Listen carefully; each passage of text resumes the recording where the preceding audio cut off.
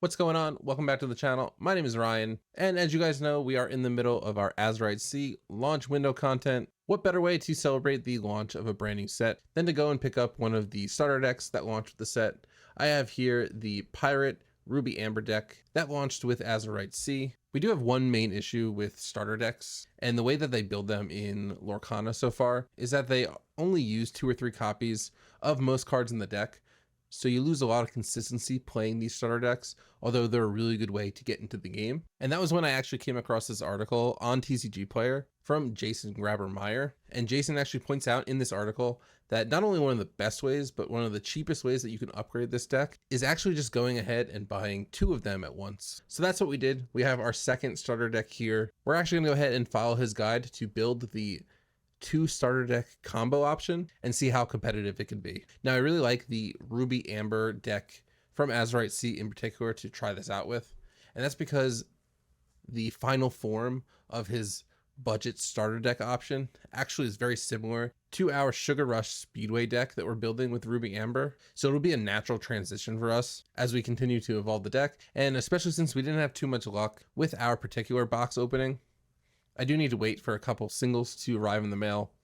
So this is a perfect way just to mess around on Pixelborn this week and test out how well we can do with the very beginnings of what our deck's going to look like. All right, so starting out with the deck, we're going to go ahead and pull out the following cards. We're going to be taking out 3 copies of Rabbit, 3 copies of John Darling, 3 copies of Rue, 1 copy of Kakamura Pirate Pitcher, 3 copies of Radigan, 3 copies of Mickey Mouse, and 2 copies of Took. So let's find them from our deck here. Here is a Pirate Pitcher, a Mickey, 2 Mickeys. We're keeping Michael Darling. Radigan's going to be coming out. Rue comes out as well. We are only getting rid of 1 of these Pirate Pitchers, so that can stay. The Took, the second Rue. Here we have the 3rd Minnie Mouse. Gopher can stay. Right, that's the second Took. Michael can stay. Jim Hawkins is fine. Oh, actually, this is Rut, not Took. So we'll put him back in. Winnie the Pooh is going to stay. There is our Rabbit. Here is John Darling. There's the Took. Here's another John. Another Radigan. And another Rabbit. How many Rues are we getting rid of? 3 Rues. 3 Johns. 3 Rabbits. And it says 3 Radigans. So did I miss a Radigan in here? Let's just check real quick. There he is. All right. So we got 3 Rabbits, 3 Johns, 3 Rue, 1 Kakamura, 3 Radigan, 3 Mickey, 2 Took. Okay, so we'll put these over to the side, and then let's crack open that second starter deck. Starter decks are great because they're very consistent with what you're getting, and usually they are a lot more available than singles at your local game store. So picking up 2 of these shouldn't be a problem. All right, so now from the second starter deck, we're gonna go ahead and grab the following characters. 2 Moana, Self-Taught Sailor, 1 Michael Darling, 2 Fix-It Felix, 1 Winnie the Pooh, 1 Wendy Darling, 2 Jasmine, 1 Tigger, 2 Gopher, 1 John Silver, 2 Fix-It Felix, Nice One Stewart, 1 Jim Hawkins, and 1 Moana Kakamura leader. So we've got the Jim here, the Tigger, the Pooh, we've got the Moana, the Wendy, not doing any owls, 2 Gophers, we are doing 2 Fix-It Felix, Nice One Stewart. We're coming back to actions and items later. No Johns, no Kakamura. We're doing 2 Jasmine, 1 John Silver, no Rabbits, no Rue. We are grabbing 2 Fix-It Felix Juniors, no Rut or Tux, no Mickeys. We're grabbing the 2 Moana and 1 Michael Darling, no Kakamura, and no Radigan, and then back to the top. Okay, so we have our 2 Moana Self-Taught Sailors. We've got the Michael Darling, the small Fix-It Felix, 2 copies, the Winnie the Pooh, the Wendy Darling, the 2 Jasmine, the Tigger, the John Silver, 2 Fix-It Felix, 1 Jim Hawkins. I missed Gophers, but 2 Gophers and a big Moana. Okay, so those are the characters that we're going to be adding into the deck. We'll put them over here for now. And now let's have a look at the non-characters that are going to be coming out of the deck.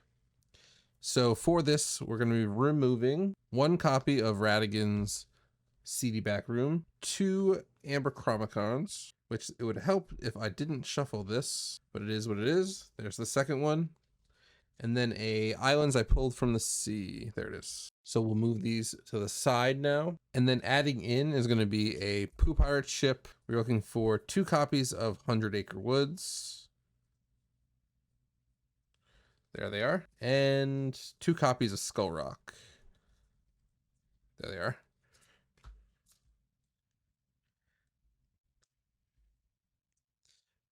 Okay, so that should be all the cards that are being taken out and being added back in to get us to a nice even 60. Let's just enjoy this montage as I take these out of the sleeves and then I sleeve up these cards. Then we can do a couple quick shuffles and practice the mulligan with this new deck.